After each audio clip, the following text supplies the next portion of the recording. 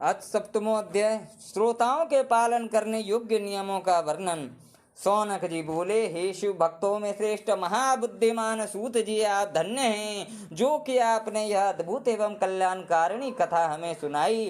हे मुने, शिव पुराण की कथा सुनने के लिए व्रत धारण करने वाले लोगों को किन नियमों का पालन करना चाहिए, यह भी कृपा पूर्वक सबके कल्याण की दृष्टि से बताइए। सूत जी बोले, हे शौनक, अब शिव पुराण सुनने का व्रत लेने वाले पुरुषों के लिए जो नियम है उन्हें भक्ति पूर्वक सुनिए।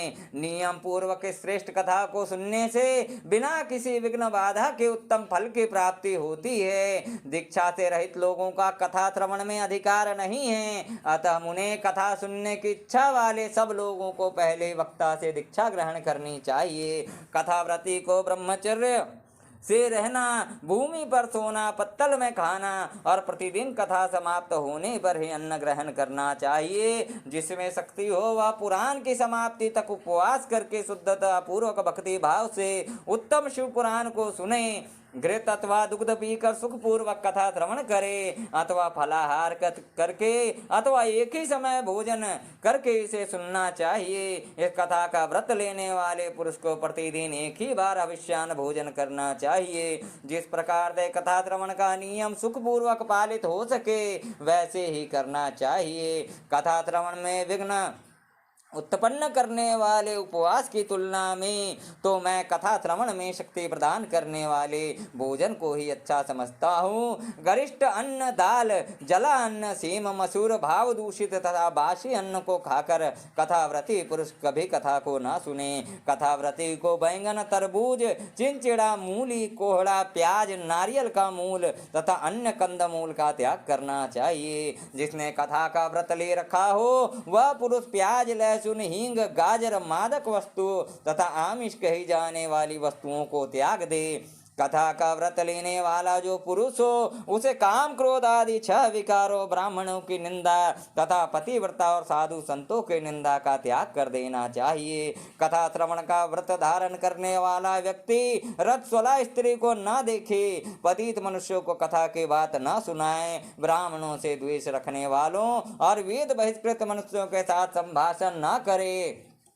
कथाव्रती पुरुष प्रतिदिन सत्य, शौच, दया, मौन, सरलता, विनय तथा मन की उदारता, इन सद्गुणों को सदा अपनाए रहे। श्रोता निष्काम हो या सकाम वह नियम पूर्वक कथा सुने। सकाम पुरुष अपनी अभिष्ट कामना को प्राप्त करता है और निष्काम पुरुष मोक्ष पा लेता है। दरिद्र, क्षय का रोगी, पापी, भाग्यहीन तथा संतान रहित पुरुष भी इस उत्तम कथा को सुने। काकवंध्या आदि जो 7 प्रकार की दुष्टा स्त्रियां हैं तथा जिस स्त्री का गर्भ गिर जाता हो, इन सभी को शिव पुराण की उत्तम कथा सुननी चाहिए।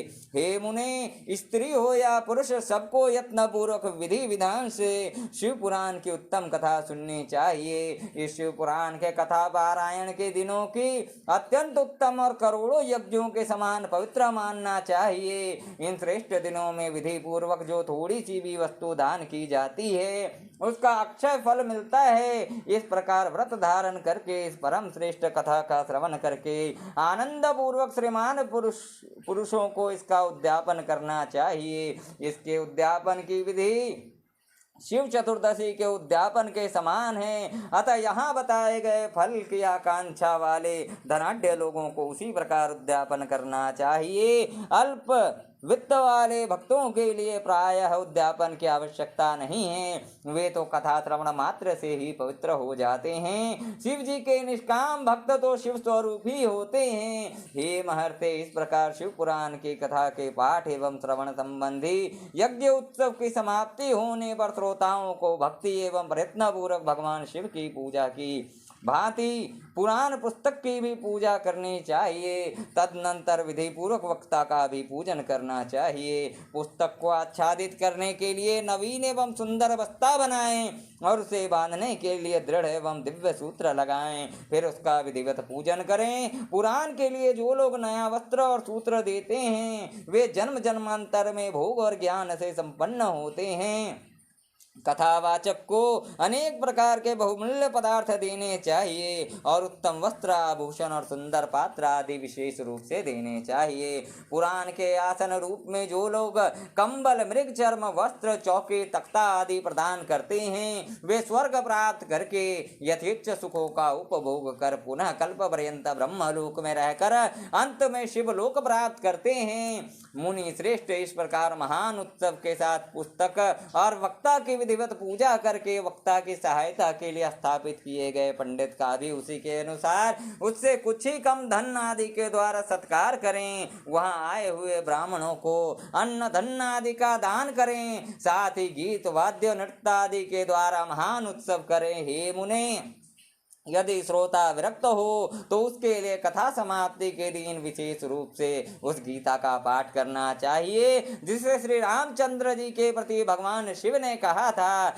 यदि श्रोता गृहस्थ हो तो उस बुद्धिमान को श्रवण कर्म की शांति के लिए शुद्ध हविष्य के द्वारा होम करना चाहिए। हे मुने, रुद्र संहिता के प्रत्येक श्लोक को द्वारा होम करें अथवा गायत्री मंत्र से होम करना चाहिए, क्योंकि वास्तव में यह पुराण गायत्री में ही है अथवा शिव पंचाक्षर मूल मंत्र से हवन करना उचित है। होम करने की शक्ति ना हो तो विद्वान पुरुष यथाशक्ति हवनीय हविष्य का ब्राह्मण को दान करे।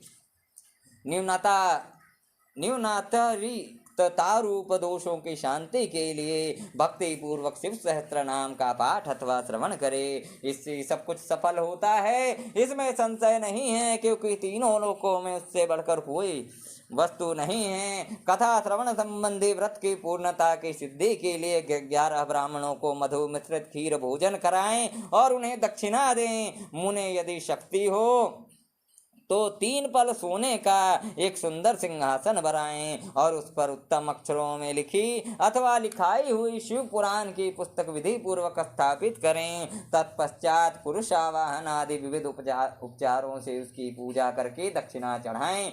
तदनंतर जितेंद्रिय आचार्य का वस्त्र आभूषण एवं गंध आदि से पूजन करके उत्तम बुद्धि वाला श्रोता भगवान शिव के संतोष के लिए दक्षिणा सहित वह पुस्तक उन्हें समर्पित कर दे। हे शौनक, इस पुराण के उस दान के प्रभाव से भगवान शिव का अनुग्रह पाकर पुरुष भवबंधन से मुक्त हो जाता है। इस तरह विधि विधान का पालन करने पर श्री संपन्न शिव पुराण संपूर्ण फल को देने वाला तथा भोग और मोक्ष का दाता होता है। हे मुने, मैंने आपको शिव पुराण का यह सारा महात्म्य जो संपूर्ण अभिष्ट को देने वाला है बता दिया। अब और क्या सुनना चाहते हैं? श्री संपन्न शिव पुराण समस्त पुराणों का तिलक स्वरूप माना गया है। यह भगवान शिव को अत्यंत प्रिय, रमणीय तथा भवरोग का निवारण करने वाला है। जो सदा भगवान विश्वनाथ का ध्यान करते हैं, जिनकी वाणी शिव के गुणों की स्तुति करती हैं और जिनके दोनों कान उनकी कथा सुनते हैं, इस जीव जगत में उन्हीं का जन्म लेना सफल है। वे निश्चय ही संसार सागर से पार हो जाते हैं। भिन्न भिन्न प्रकार के समस्त गुण जिनके सच्चिदानंदमय स्वरूप का कभी स्पर्श नहीं करते, जो अपनी महिमा से जगत के बाहर और भीतर वाणी एवं मनोवृत्ति रूप में प्रकाशित होते हैं, उन अनंत आनंद घन रूप परम शिव की मैं शरण लेता हूँ। श्री शिव महापुराण के श्रवणवर्तियों के विधि निषेध और ग्रहण तथा वक्ता के पूजन का वर्णन नामक 7वां अध्याय। ओम तत्सत। श्री शिव पुराण महात्म्य पूर्ण हुआ। ओम तत्सत।